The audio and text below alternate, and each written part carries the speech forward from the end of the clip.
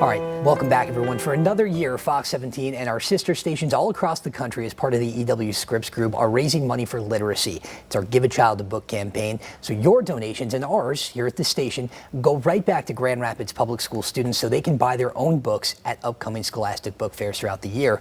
So many of them don't have books or any books at all, so we're trying to fix that. And we'll tell you how to donate in just a minute, but to really get a sense of where our students are on literacy, we have Jessica Bratt here with us. She is the Associate Director of the Grand Rapids Public Library System. So first of all, thank you for being here.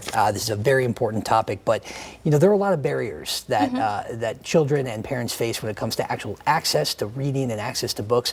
What are some of those barriers and where do they exist? Sure, so I do want to state that we're not our grandmother's library. We are fine free, so some of that fear around if I turn this book in late, I'm going to be penalized is no longer. You don't have to have that fear. As long as you return the book, you are able to check out more books. So just want to say we are fine free. Another is hotspots, and we don't want to underestimate the importance of having connection to even digital resources and digital books.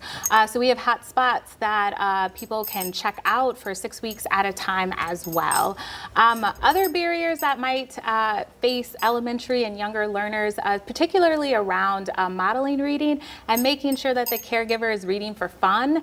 Do they know that reading is fun? A lot of times it can seem stressful because school wants you to be able to make those grades. And we just want to make sure that not only reading with them, but having them see you read is very important. Certainly, and what's so great about this fundraiser too is that kids can go and pick their own books, so there's not that, you know, yawn factor to reading. They actually like what they're reading. But let's talk about literacy in general. You know, what, as someone who deals with literacy and deals with reading on a daily basis, what's the state of literacy here in Michigan? People, you know, really like to umbrella literacy when it comes to the school system, public and private, but really, where are we here in the state of Michigan?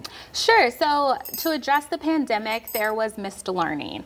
That's just a reality. How that will impact future learners, we still don't know yet. Research is finding that different states and different age groups have different needs.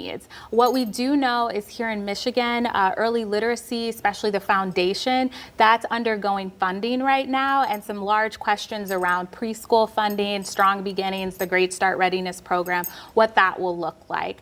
We know for upper elementary that just because they might not be where they are, or they might be a little bit behind, that doesn't mean that they won't catch up. Right. So again, for perspective of parents, for toddlers, if they're not reading Tolstoy and they're not reading Love and Peace, that's okay. Because I'm not. Yeah, certainly. I don't have the patience for it.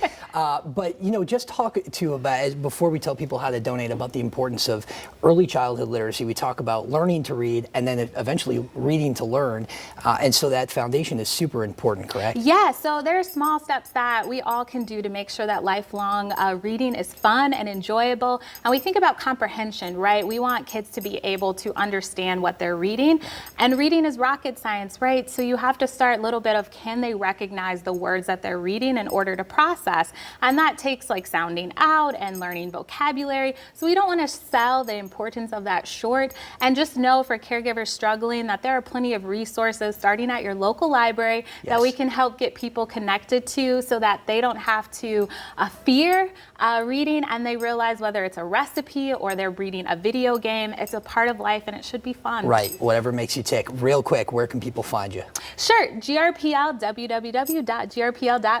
Easy enough. Yes. Excellent. Jessica Bratt, Associate Director of GRPL, we appreciate it. And our turn to plug now. Just a reminder about the If You Give a Child a Book campaign. For the next 2 weeks, Fox 17, we're collecting money to donate again to Grand Rapids Public School students. They will get to pick what they buy. For more information on how to help, you can go to the donation link right at fox17online.com. You cannot miss it on the website. Or that number right there, take it down. You can text by sending WXMI to the number 50155, 50155. So we appreciate you coming in, and we hope everyone gets a chance to go over there and donate. We know the kids will certainly appreciate it. Guys, back to you.